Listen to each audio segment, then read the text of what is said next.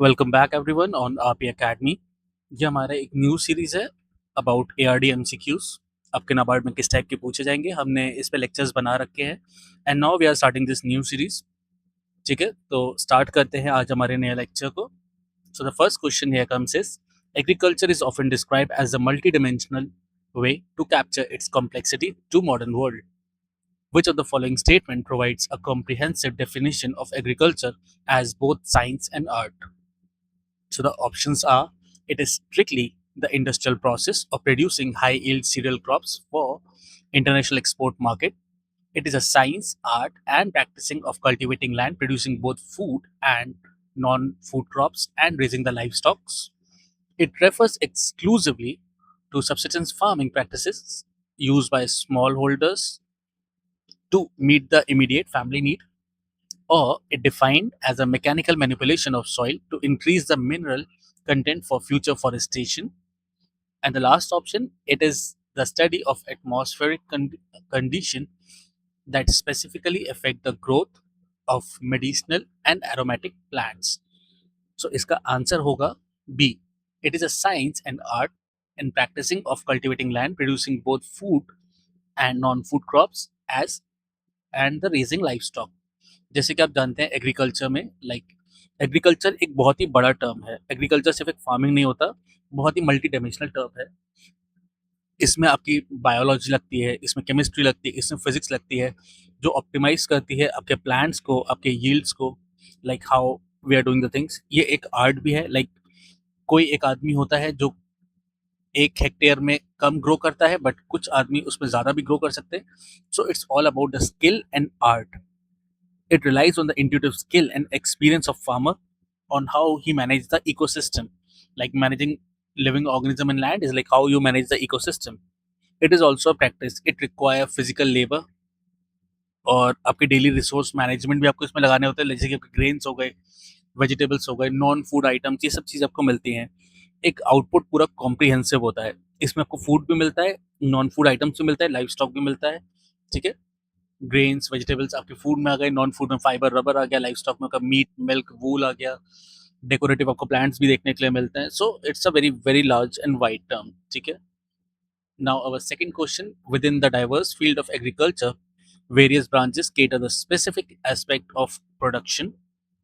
Which branch is primarily concerned with the large scale production of field crop and comprehensive management of soil health?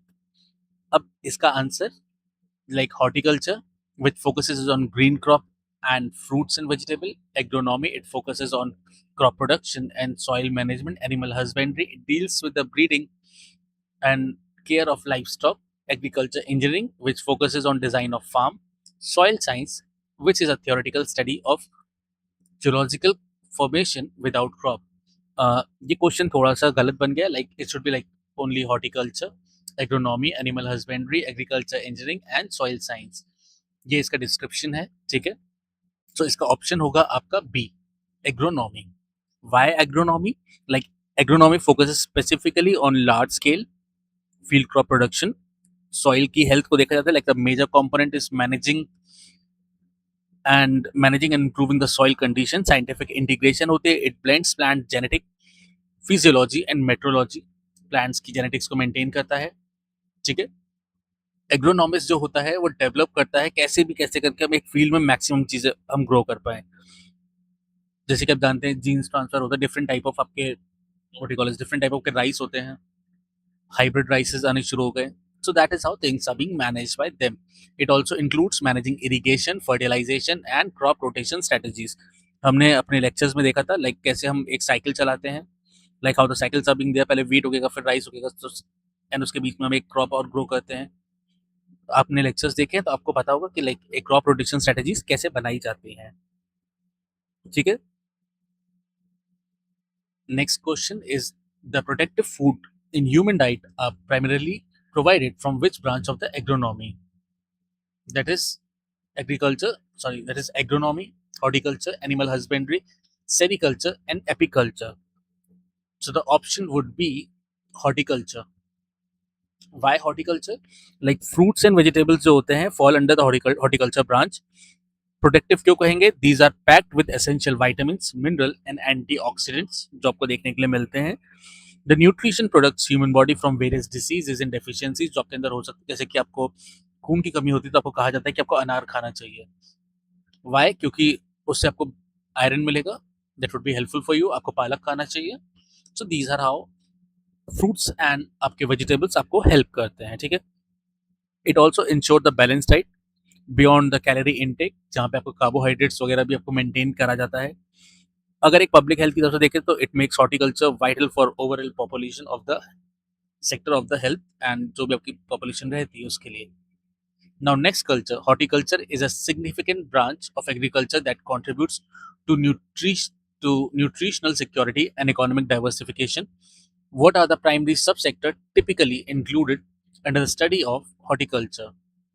Horticulture के अंदर क्या क्या चीजें include होती हैं? तो only the cultivation of cereal grains like wheat and rice for mass consumption. Second option, the cultivation of fruit, vegetable, flowers, and ornamental plants. Third, the large scale management of forest resources and timber production. Fourth one, the study of marine and cultivation of seaweed in the coastal region. While last option, the design and implementation of satellite-based irrigation monitoring system. So इसका option होगा आपका B. Horticulture आपने last अपने question में भी देखा था, it manages fruits, vegetables, उसके साथ फ्लावर्स एंड ऑर्नामेंटल प्लांट्स आपको मिलते हैं, ठीक है। It is kind of intensive high value garden crops आपकी होती है एग्रोनॉमी के, जिसमें आप देखो देखा जाता है हॉर्टिकल्चर को। गार्डन क्रॉप्स आपके अंदर होती हैं। The specific study and cultivation of fruits, इसको आप पोमोलॉजी कहते हैं। पोमोलॉजी की डेफिनेशन आपको याद है तो इट्स लाइक पोमोलॉजी होती है the specific study of cultivating of fruits. फिर ऑर्लिकल्चर आपके अंदर आता है। ऑर्लिकल्चर टर्म होती है is a specific study and cultivation of vegetable. फिर फ्लोरिकल्चर आता है। फ्लोरिकल्चर नाम से आप समझ सकते हैं, कल्टिवेटिंग ऑफ फ्लावर्स। और लैंडस्केप गार्डनिंग ऑर्नामेंटल प्लांट्स में आपके आते हैं। एंड जैसे कि आपके पास आप किसी को रोज देते हैं तो rose is also considered as a ornamental plant, gifting या जो चीज काम में आता है, ठीक है। नाउ इसकी एक इकोनॉमिक वैल्यू भी होती है, like these crop provide higher income opportunities to farmer than the traditional cereals. जैसे कि आई मीन आप अगर आप मतलब बाई चांस आप किसी के लिए रोज लेके जा रहे हैं तो that rose would cost around around at least 50 rupees आज के टाइम में। एंड अगर वहीं पे आप एक व्हीट या आप आटा लेने जा रहे हैं तो 43 रुपीज पर केजी का कोई नॉर्मल आटा मिल सकता है। सो 1 kg ऑफ आटा एंड 1 रोज डिफरेंस है, तो दैट्स वाई ऑर्नामेंटल प्लांट्स आपको ज्यादा देते हैं। Now the next question, the history of agriculture is marked by significant transition in human civilization. Which of the following currently identifies the approximate time and characteristics of transition to settle agriculture during the Neolithic revolution? अब Neolithic revolution में क्या था, ये किस time पे हुआ था, ये पूछा गया आपसे। Around 1000 BC the first human discovered the use of iron tool for deep plowing. Around 10,000 BC the human began domesticating plants and animals leading to permanent settlement. या फिर around 5000 BCE when the first irrigation system was developed in the Indus Valley. या फिर around in 18th century coinciding with the industrial revolution and the steam power. या around 2000 BCE when the hunter gatherer became using fire to clear the vast area of the forest. ये पूछा गया था। इसका answer है आपके पास B, around 1000 BCE जब human ने डोमेस्टिकेट करना शुरू करा था अपने प्लांट्स और एनिमल्स को और एक परमानेंट सेटलमेंट उन्होंने बनाना शुरू करा था। ये रफली अकर हुआ था आपका 8000 से लेकर 10,000 BCE के बीच में। अगर हाँ, न्यूलिथिक रिवॉल्यूशन ये स्टार्ट हुआ था आपका अराउंड 8000 से लेकर 10,000 BCE के अंडर पे। इसमें जो आप देखते थे इसमें ट्रांजिशन था, पहले लोग नोमैडिक लाइफस्टाइल में होते थे, अब उन्होंने एक सेटल डाउन होना शुरू कर दिया था, ठीक है। डोमेस्टिकेशन आपको देखने को मिला था, लाइक वाइल्ड प्लांट्स, एनिमल्स में आपके शीप और गोट्स आपको देखने के लिए मिले थे, वाइल्ड ग्रेन्स आपको देखने के लिए मिले थे इस टाइम में। फूड सरप्लस था, लाइक अगर आप रह के कहीं पे आप सेटल फार्मिंग करते तो अलाउ करता है आपके shortage and accumulation of extra food, आप उसे डेवलप कर सकते हैं, रख सकते हैं अपने पास। यहाँ से शुरू हुआ था development of complex organize human civilization का। So that was something that triggered कि हम एक कॉम्प्लेक्स और ऑर्गेनाइज सिविलाइजेशन अब देख पाते हैं, ठीक है। Now moving on to our next question, that is multi-statement question. In like Indian agriculture is characterized by several silent features that distinguish in it from agriculture of developed Western nation. तो कौन कौन चीजें हैं? First, that is it is heavily dependent on monsoon, making it vulnerable to climate variability. There is a huge level of mechanization across all farm, including small and marginal holding. या फिर small and marginal farmers who own less than 2 hectares of land constitutes a majority of farming population. या फिर it is largely characterized by the subsistence farming, where production is primarily for the self consumption. So इसका क्या option, इसका answer क्या होगा? इसका answer होगा B, where the option 1, 3rd and 4th are correct. 1, 3rd and 4th are correct about the Indian agriculture. अब ये कैसे सही है, हम इसको देखते हैं आगे.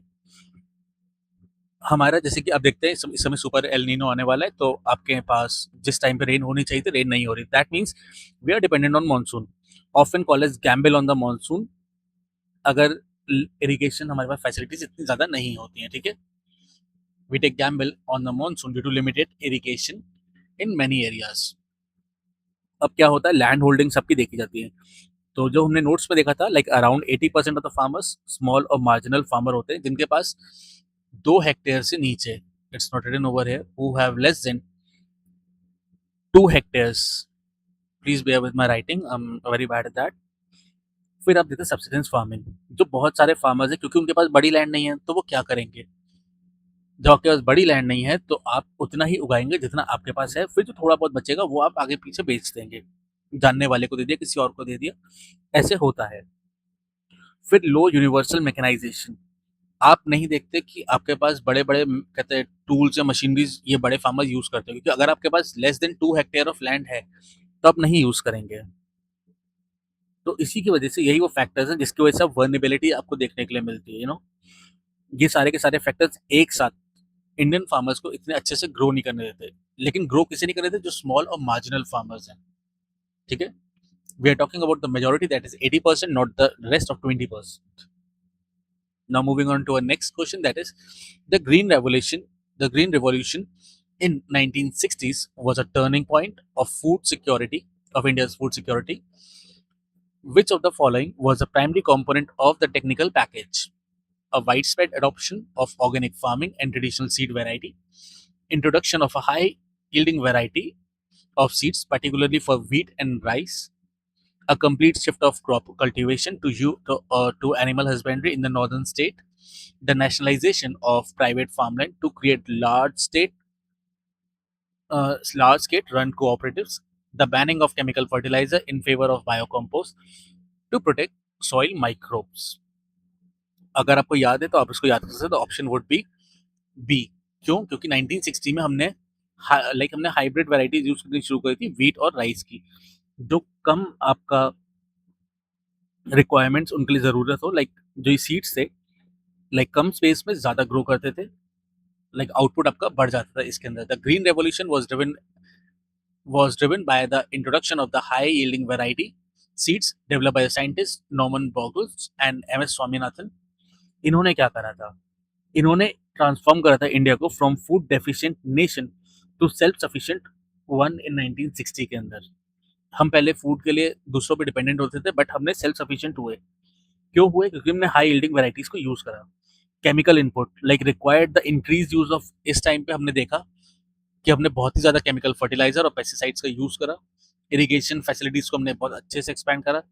एक बहुत ही अच्छा गेन आया. ये सबसे आपको देखने को कहाँ मिला? पंजाब, हरियाणा एंड वेस्टर्न उत्तर प्रदेश में. क्यों?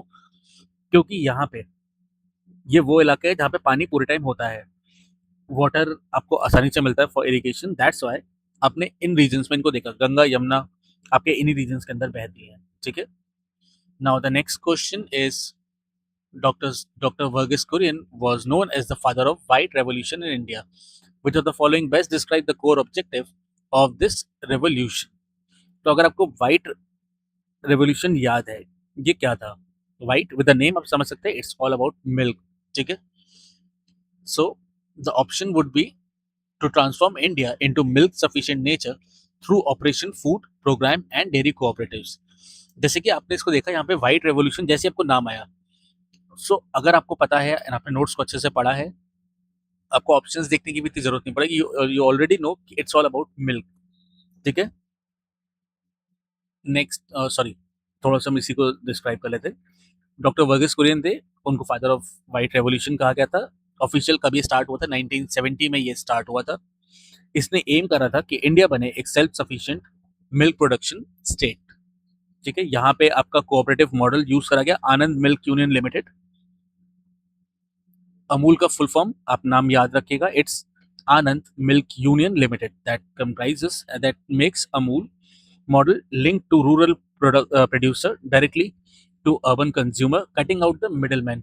यहाँ पे middlemen को हटा दिया गया, रूरल से सीधा आपके अर्बन में आ रहा है ताकि पैसे इतने ज्यादा नहीं बढ़े। Global status, it was successful, it made India the world largest producer of the milk. So इनकी वजह से हम largest producer of the milk बने थे।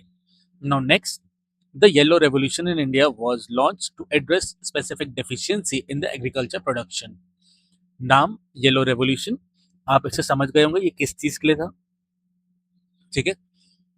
What was the focus of this revolution and in which period did it primarily covered. अब आप like थोड़ा सा समझ के देखिए, ऑप्शंस को देखिएगा, आप समझ सकते हैं। The option would be like B, it focuses on the oil seed production like mustard, soybean during 1980s and 1990s। क्योंकि सोलर एनर्जी 2010 में आया, सिट्रस फूड नहीं आ सकता इसके अंदर। ठीक है। सो येलो रेवोल्यूशन आपका क्या था, स्पेसिफिकली एम करता था boosting the production of oil and oil seeds that are like mustard. आपका लिया जाएगा ग्राउंडनट, लिया जाएगा सोयाबीन जाएगा इसके अंदर। ये आपके येलो रेवोल्यूशन के अंदर में आते हैं, groundnut, mustard and soybean. Launch करा गया था 1980 में, स्पेसिफिकली 1986 से 87 में आपका ये करा गया था।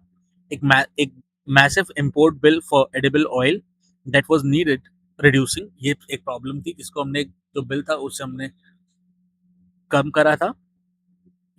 गोल हमारा ये था to achieve self reliant edible oil production and stabilize the domestic price. अगर हम खुद अपने यहाँ प्रोड्यूस कर सकते हैं तो हम बाहर से क्यों लें। It was all about that. क्योंकि जो पहले बिल था वो हमारा बहुत ज़्यादा बड़ा था क्योंकि हम बाहर से इम्पोर्ट करते थे उन चीज़ों को। So it focus intensively on 9 specific oil seed crops. ठीक है, 9 क्रॉप्स ऐसी थी जिनके ऊपर इसने बहुत ज़्यादा फोकस करा था। मेनली सबसे ज़्यादा आपके पास ग्राउंडनट था, मस्टर्ड था और सोयाबीन था। ठीक है। Now the blue revolution focuses on sustainable growth of fisheries and aquaculture sector. Which of the following are potential benefit of this revolution? First, provisioning the high quality animal protein at a relatively low cost compared to meat, employment generation of coastal and inland rural communities, significant contribution of foreign exchange earnings through the export of seafood, reducing the dependence on terrestrial agriculture for food security. अब blue revolution में आपने क्या क्या देखा था, as the name says, and जैसा आप देख सकते हैं हाई क्वालिटी एनिमल प्रोटीन आपको देखने के लिए मिला था। Low come like fishes are less like are not that price like pricey as आपका नॉनवेज जैसे आपको मिलता है। जैसे अगर आप रेड मीट लेने जाते हैं तो वो फिश से ज़्यादा कॉस्टली होता है। अब जब वहाँ पे लोग काम कर रहे हैं तो आपको एम्प्लॉयमेंट जनरेशन भी मिल रही है कोस्टल और इंडियन रूरल कम्युनिटीज़ को। अब आप अगर उसी फिश को पकड़ के एक्सपोर्ट कर रहे हैं दैट मीन्स आपको फॉरेन एक्सचेंज भी मिल रहा है, एक्सपोर्ट करा जा रहा है। और ये क्योंकि अगर आप फूड खा लाइक अगर आप नॉनवेज खाते हैं, if you are eating food like fishes, तो टेरेस्ट्रियल एग्रीकल्चर पे आपकी डिपेंडेंसी थोड़ी सी कम भी हो जाती है। आपको फूड सिक्योरिटी मिलती है, एटलीस्ट आपने जो पकड़ा है उसमें से कुछ आप जाने देंगे और कुछ आप अपने लिए खा लेंगे। So that means option D is correct, all of the above. ठीक है। हम क्या एक्सपोर्ट करते हैं, like India is the major exporter of shrimp, ये आपने पढ़ रखा है। ठीक है। सो नेक्स्ट क्वेश्चन देखते हैं हम। The concept of agroclimatic zone is essential for regional agriculture planning.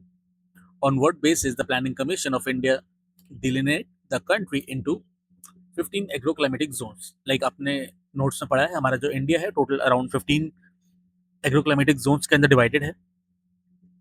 अब इसके कुछ ऑप्शंस हैं, like based on purely political boundaries and the state administrative division, based on characteristic of rainfall, temperature, soil type, crop pattern, based on distance of region from the national capital and the major port, based on population density and availability of labor, industrial labor, based on historic production of cash crops during the colonial area.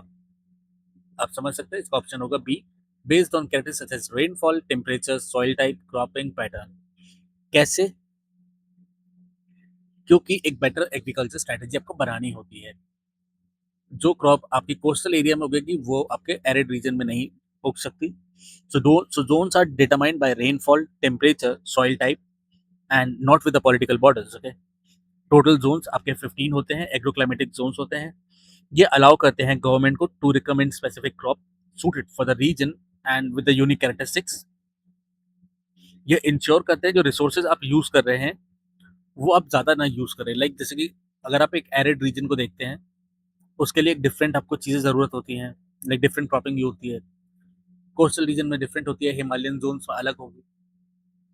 ठीक है, so it's all about that. Now 12, the Indian Council of Agriculture Research (ICAR) is an ethics body for coordinating agriculture researches in India, where is its headquarter limited, like sorry located, I'm sorry। सो आईकार का आपका कहाँ पर है? आईकार आपका है दिल्ली के अंदर। ठीक है, ऑप्शन इज सी। अब हम नेक्स्ट में ना डायरेक्ट ऑप्शन की तरफ जाएंगे, like it's taking a very long, lecture long हो जाएगा इसकी वजह से। ठीक है, so ICAR it's a autonomous body, department of agriculture researches and like education, इसके अंडर में ये आती है। Ministry of agriculture and farmer welfare के साथ ये काम करती है। ठीक है, और आपको आई एम सॉरी, ये ओवरसी करती है like one of the largest network of the agriculture institute globally. हमारे पास बहुत सारे एग्रीकल्चर इंस्टीट्यूट्स हैं, हम इन बात को पढ़ चुके हैं। इम्पैक्ट जो इसका होता है, like it's a very crucial for developing new crop variety and farming technology. जो भी चीज़ें बाहर चल रही हैं, जैसे फाओ की रिपोर्ट्स आती हैं, उन सब चीज़ों को देखना, नए जो भी एक्सपेरिमेंट्स करते हैं उनको फार्मर्स से पहुंचाना, ये काम आईकार के अंडर में आता है। ठीक है, now the next question is, the specific commodity brand have been established in India to promote the production and export of high value crops, which board is headquartered in कोटयम Kerala. कोटयम Kerala में कौन सा आपका बोर्ड है? आपका है रबर बोर्ड। ठीक है, ये एक स्टैट्यूटरी बॉडी है, लाइक कॉन्स्टिट्यूट हुई है अंडर द रबर एक्ट 1947 में। हेडक्वार्टर इसका कोटयम केरला में है। ठीक है, Kerala accounts a vast majority of India's natural rubber production। ये प्रमोट करता है production, processing and export of rubber, like the part of broader system where board are placed near the crop zoological hub। तो आपका जो भी आपका headquarters है, like जो भी इसका प्रोडक्शन है वो क्लोज होता है, जोग्राफिकल हब बहुत आसपास में होता है, इसलिए इसको यहाँ पे बनाया गया है। ठीक है, now 14th one, agriculture plays a multifaceted role in the Indian economy, which of the following statement accurately reflects its importance? It contributes significantly to the gross domestic product, that is GDP, through its percentage share has declined over a time। Like GDP में इसका जो significant आपको देखने के लिए मिलता था वो decline हो रहा है over the time। It is a primary source of livelihood for more than 51% of the Indian population। Yeah, it provides raw material to several major industries including textile, sugar and food processing। या फिर agriculture exports a vital source for foreign exchange earning for the country. जैसे कि आप देख सकते हैं, it would be all of the above. GDP में significantly contribute agriculture करता है, लेकिन परसेंटेज धीमे धीमे इसका नीचे जाता जा रहा है, जैसा कि आप वैल्यूज में देख सकते हैं। अगर आप अगर हम देखें तो 15 से 20% का ड्रॉप हमको देखने के लिए इसके अंदर मिला है। Like just move towards it, share of agriculture of GDP has fallen around 15 to 20%, क्योंकि सर्विस सेक्टर और इंडस्ट्रियल सेक्टर जब ग्रो करते हैं तो साइमल्टेनियसली दूसरे का प्लॉट एक पाई चार्ट की तरह वो नीचे ड्रॉप होता है। ठीक है, लेकिन अभी भी लार्जेस्ट एम्प्लॉयर यही है। ठीक है, it supports agro based industrial sector, contribute करता है significantly towards the national technique through exports. ठीक है, आई एम सॉरी, थोड़ा सा यहाँ पे फॉर्मेशन लाइक क्रिएशन में डिफरेंट गलती है। So next question, the golden revolution of India is associated with the rapid growth of which of the following sector? अब आप गोल्डन नाम सुनते हैं, आपको क्या नाम एकदम से याद में आता है? Like golden is for, like आपने हॉर्टिकल्चर में देखा है। ठीक है, इसका ऑप्शन होगा बी, बट एक बार हम सॉरी ऑप्शन को देख लेते हैं। Jute production and textile export, horticulture, fruits and vegetable, honey and plantation crop, gold mining and production of jewelry in the rural market, wheat and rice production in the arid zones of Rajasthan, and use of biotechnology to create pest resistance pulse variety. इसका option आपका होगा B, that is horticulture. Why B? Because it roughly occurred between 1991 and 2003. Golden revolution आपका आया था। ये focus करता है आपके हॉर्टिकल्चर सेक्टर पे। ये किस लिए करा गया था? इसको हमने इसलिए एम इसका एम ये था to boost horticulture, fruits, vegetables and flowers and the honey production. Diversification आपको देखने को मिला, एग्रीकल्चर को फोकस करा कि सोलली हमको सीरियल्स के ऊपर डेवलप नहीं होना, हमें हाई वैल्यू क्रॉप्स के पास भी जाना है। Cereals are not that high value crops. जैसे मैंने आपको एग्जांपल बताया था, रोज की वैल्यू और 1 किलोग्राम वीट की वैल्यू दोनों में डिफरेंस है, ठीक है। यहाँ पे आपने देखा कि इंडिया लीडिंग प्रोड्यूसर बना सेवरल फ्रूट्स का, जैसे आपके बनाना हुए, मैंगोज हुए। आई मीन हमें पता है कि करेंटली जो न्यूज आपकी आई थी जहाँ पे जापान में हमने अपने मैंगोज को एक्सपोर्ट करा था, वो वापस आ गए, but we are still the largest exporter. हमारा सामान वापस आता है, but we produce a good amount. Okay, so next question is India's first agriculture university was established to bring modern scientific method to farming sector. Where was it located and when it was established? सबसे पहली आपको अगर पता है university, that would B Govind Vallabh Pant University of Agriculture and Technology, that is in Patna Nagar in 1960. ठीक है, that's your correct answer. ये आपके पटना नगर में है। पटना नगर आपके उस टाइम पे उत्तर प्रदेश में था, बट नाउ अब ये बिकॉज हमने डिवीजन हुआ था उत्तर प्रदेश एंड उत्तराखंड का, तो ये उत्तराखंड के अंदर जा चुका है। 1960 में ये हुई थी। इसको लाया गया था it was modelled after a highly successful आपका land grant university of United States, उसके ऊपर ये बनाई गई थी। Sorry I am sorry just forgot. ये 1960 में हुआ था, land grant university of the United State उसके ऊपर थी। इसने बहुत ही इंपॉर्टेंट रोल पार्ट करा था एग्जीक्यूट करने में, एक फाउंडेशन और साइंटिफिक रोल दिया था in executing the green revolution. ये आपको याद रखना, ये थोड़ा सा इंपॉर्टेंट एक university because it's a first one of its own kind, so याद रखना चाहिए। Now moving on to our next question, that is the pink revolution is relatively modern term in agriculture, in Indian agriculture. Which of the following sector does it represent, primarily represent? First one, the production of flowers, especially rose for the international market. Second, the modernization of meat and poultry processing sector. C, that is increased cultivation of onion or other pink skinned vegetables. D, that is the promotion of women entrepreneurship in the agriculture sector. And last one, use of organic dyes for traditional handloom industry. So इसका option क्या हो जाएगा? इसका option होगा आपका B, modernization of meat and poultry processing sector. क्योंकि हमने इसको मॉडर्न टर्म से बात करा है, इसके साथ आप अनियंस को भी रिलेट कर सकते थे, but that would not be the option. The primary focus is अगर हम देखें technological technological modernization of the meat and poultry processing sectors, इसके अंदर आपको पिंक रेवोल्यूशन देखा गया था, ठीक है। अब इसका सेकेंडरी फोकस होता है, secondary focus is often includes the pharmaceutical in the sector and the onion production due to its color. Pharmaceutical sector में आप देखते हैं और कल्टीवेशन ऑफ अनियन में भी देखते हैं ड्यू टू द कलर, लेकिन जो प्राइमरी इसका सेक्टर है that is the modernization of meat processing, hygiene and export quality. हम largest exporting beef exporting country hai, not the largest, we are the third one in the current ranking, so because of that you can understand pink revolution kyo hai, theek hai। Now moving on to our next question, that is multiple statement question. The evergreen revolution was a concept promoted by Dr. M.S. Swaminathan. What distinguished it from the original green revolution? green revolution भी था और evergreen revolution भी, दोनों में difference क्या है?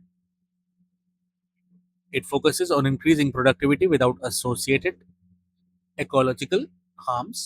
It emphasizes on sustainable agriculture practices and the conservation of natural resources. या फिर it relies exclusively on the use of high dose of chemical fertilizer and pesticide. या फिर fourth, that is it aims to integrate traditional knowledge with the modern science for the long term food security. तो इसका option होगा it focuses on increasing productivity without associated with ecological harm. हम productivity को कैसे increase कर सकते हैं with like अपने को एसोसिएट ना करते हुए इकोलॉजिकल हार्म्स को देखते हुए। हम किसी की बायोडाइवर्सिटी नहीं खराब करना चाहते हैं। Now the second word it emphasises on sustainable agriculture practices. Sustainable agriculture हमें करना होता है, कंजर्वेशन ऑफ नेचुरल रिसोर्सेज हमें करना होता है। These two are correct. Now it relies exclusively on the high chemical like high dose of chemical fertilizer and pesticides. तो ये एक गलत ऑप्शन हो जाए, क्यों? क्योंकि ये हमने ग्रीन रेवोल्यूशन में देखा था। ग्रीन रेवोल्यूशन में हमने फर्टिलाइजर और पेस्टिसाइड बहुत ज्यादा यूज करे थे, बट क्योंकि ग्रीन रेवोल्यूशन है तो इसके अंदर केमिकल फर्टिलाइजर्स और पेस्टिसाइड्स आप नहीं देखते हैं। Now the fourth option it aims to integrate traditional knowledge with the modern science for the long term food security. हम एक लॉन्ग टर्म विजन लेके चलते हैं, तो that's why this option is also correct. So the correct option would be C. Okay, ये यहीं पे इसके बारे में लिखा हुआ है, like evergreen revolution the concept is champion by doctor M S Swaminathan. Create करा गया था in response of ecological damage, like बहुत सारा डैमेज ग्रीन रेवोल्यूशन के टाइम पे हो चुका था। इसका काम क्या था? एग्रीकल्चर प्रोडक्टिविटी को बढ़ाना विदाउट हार्मिंग द एनवायरमेंट।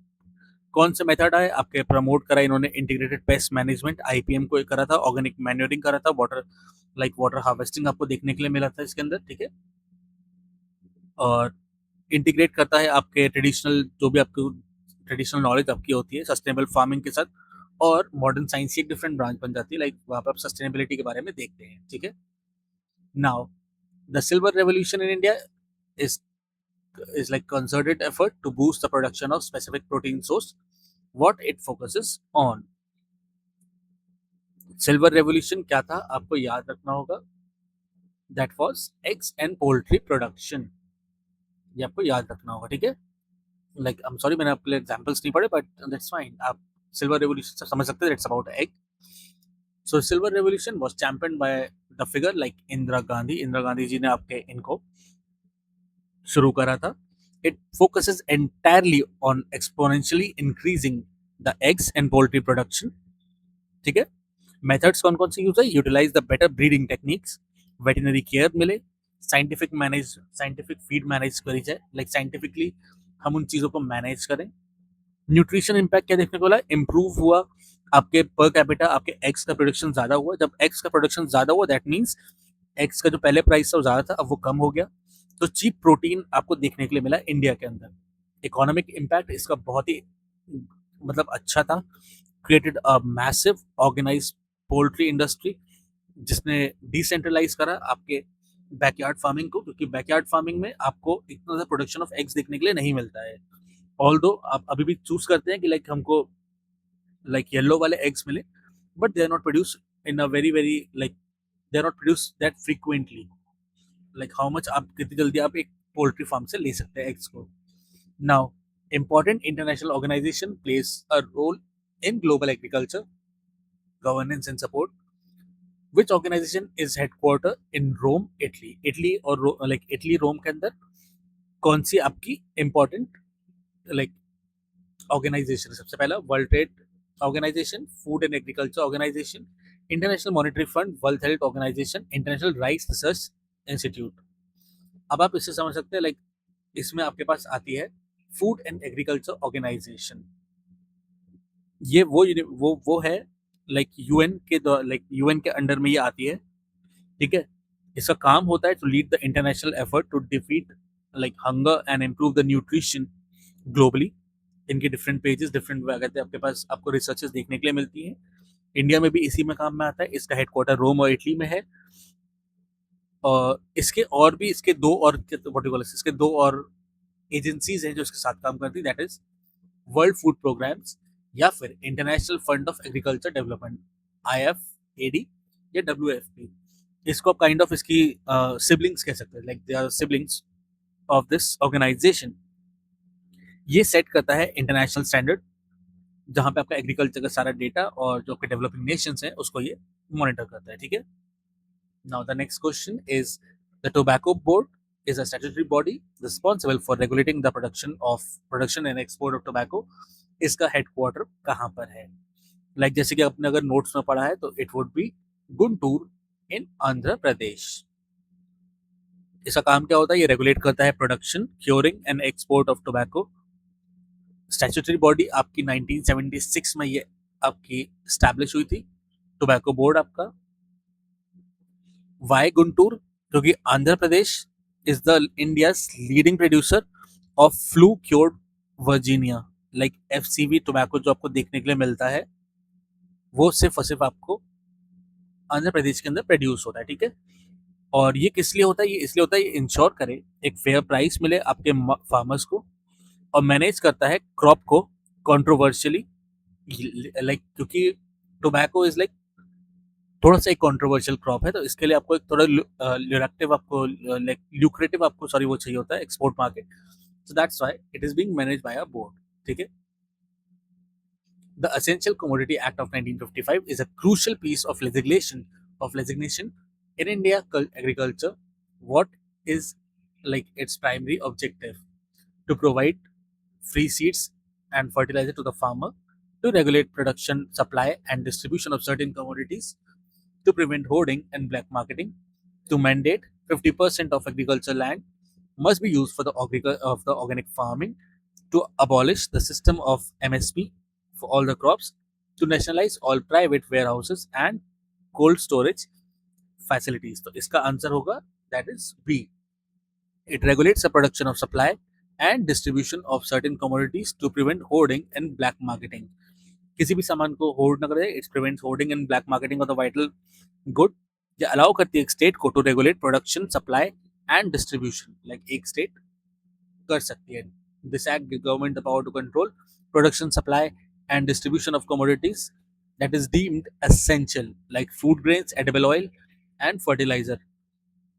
आप इन चीजों को होर्ड नहीं कर सकते। होर्डिंग करना मतलब अपने पास सेव रखना। अगर आप सेव करें दैट मीन्स आप एक स्कैरसिटी डेवलप कर रहे हैं। अगर वो स्कैरसिटी डेवलप होगी तो प्राइसेस बढ़ जाएगी। सो दैट इज वाई ये इसके अंदर नहीं आता है, ठीक है। इससे आपको क्या देखने के लिए मिलता है? आपको कंज्यूमर का प्रोटेक्शन भी देखने के लिए मिलता है। ये इंश्योर करता है the goods remain in the market and there like available for the public, जिससे आपको एक फेयर प्राइस मिले, शॉर्टेज आपको ना देखने के लिए मिले। मार्केट इंटरवेंशन करता है, a tool that like it's a tool जो आपके ट्रेडर्स के बीच में होता है। आर्टिफिशियल लाइक इन्फ्लेशन अगर वो क्रिएट करते हैं, like artificial shortage, artificial inflation वो क्रिएट करते हैं, तो उसको वो रोक देता है, ठीक है। Now moving on to our next question. The National Food Security Act NFSA 2013 is a landmark legislation which like what are the key provisions? It provides legal right to subsidize, like हम इसको थोड़ा सा एक अलग थे में देखते हैं। एक लीगल राइट प्रोवाइड करता है सब्सिडाइज फूड के लिए approximately 2/3 of the Indians population को। ये एकदम करेक्ट ऑप्शन था। और ये कवर करता है 75% of the rural population and 50% of the urban population. ये भी एकदम सही बात है, इस चीज को हाँ ये करता था। Third, eligible person are entitled to receive 5 kilogram of food grains per month at a subsidized price। ये आपको देखने के लिए मिलता है। आज भी राशन जब आपको मिलता है वहां पर मिलता है, ठीक है। नेशनल फूड सिक्योरिटी एक्ट के अंडर में आपने इन चीजों को देखा है। अच्छा मतलब एटलीस्ट सबके पास खाने का सामान होना चाहिए। फिर तीसरा, it mandates that all farmer must sell the entire produce to the government at a fixed price। तो ये नहीं होता। गवर्नमेंट अपना नहीं चला सकती कि फार्मर को अपना इंटायर प्रोड्यूस एक फिक्स प्राइस पे देना पड़ेगा, क्योंकि प्राइसेस अप एंड डाउन होते रहते हैं। आपको बेटर अपॉर्चुनिटी मिल सकती है। तो this is not the mandatory thing, ठीक है। यही है इसके ऑप्शंस में भी। ऑप्शंस भी आपको यही बताते हैं, ठीक है। Now we will move on to our next question. The international rice research institute IRRI plays a vital role in green revolution by developing dwarf rice variety। अब इसका प्राइमरी हेडक्वार्टर्स कहाँ पर है आपसे पूछा गया है। Bangkok Thailand, like it's in Bangkok, new Delhi, loss Blancos, Hanoi और टोक्यो। अब जैसे कि आप राइस को जानते हैं तो राइस प्रोड्यूसिंग सबसे स्टेट कौन सा है? दैट इज आपका फिलीपींस। फिलीपींस में आपको राइस देखने के लिए बहुत ज्यादा मिलता है। राइस बेस्ड उनकी डाइट भी बहुत ज्यादा होती है। So that is C, Los Banos में आपको देखने के लिए इसको मिला है। सबसे पहले ये बॉडी यहीं पे क्रिएट हुई थी डॉफ राइस की वैरायटी इन्होंने बनाई थी। एशियन ग्रीन रेवोल्यूशन जो पॉसिबल हुआ था, अगर आपको लाइक याद हो, जो भी आपको मतलब मैंने आपको लेक्चर्स में पढ़ाया था, तो द एशियन ग्रीन रेवोल्यूशन यहीं से हो पाया था। ठीक है, इंडिया ने होस्ट करा था major regional centre for IRI, जो वाराणसी में आपका हुआ था। ठीक है, ये हमने क्यों करा था, हमने डेडिकेट करा था to reduce poverty and hunger through improve rice science. Drop variety कम पानी यूज करेंगे, कम पानी यूज करेंगे उससे क्या होगा, हम ज्यादा ग्रो कर पाएंगे। ठीक है, so it was all about this. ठीक है, अब नेक्स्ट पे हम चलते हैं। This would be the last question for this lecture, like हम इसको 2 पार्ट्स में करते हैं। ठीक है, 25 हम अभी करेंगे, 25 will do it in the next lecture. The national dairy development board was established to implement white revolution. Who was its founding chairman? अब आप बहुत देर से देखते हुए आ रहे हैं, ये क्वेश्चन पहले भी पूछा गया था, doctor like it is Verghese Kurien is the right answer for this. Implement करा गया था इस बोर्ड को व्हाइट रेवोल्यूशन के लिए, इसके चेयरमैन आपके डॉक्टर वर्गीस कुरियन थे। स्टैब्लिश करा गया था 1965 में, आनंद गुजरात में इसका हेडक्वार्टर है। इसको क्यों करा गया था, it was scaled like a cooperative dairy model अपने बनाया गया था अक्रॉस द एंटायर नेशन। इससे जो रूरल आपके मिल्क प्रोड्यूसर थे, वो अपने मिल्क को urban country like urban cities में बेच सकते हैं without using any middleman. Price regulated रहेगा, मिडलमैन नहीं होगा, प्राइस ज्यादा नहीं होगा। ठीक है, सो आज के लिए अपने लेक्चर को हम यहीं पर खत्म करते हैं। आई होप ये लेक्चर आपको पसंद आया होगा। इसका PDF आपको मिल जाएगा हमारे आप अकेडमी के वेबसाइट पे। हमारे जितने भी PDFs होते हैं वो रीडेबल होते हैं। अगर आप इसको खरीदते हैं, they are not downloadable. So please आप इस चीज़ को याद रखिएगा। एंड आई होप ये लेक्चर आपको पसंद आया होगा एंड इन्फॉर्मेटिव लगा होगा। So take care and have a nice day. Thank you.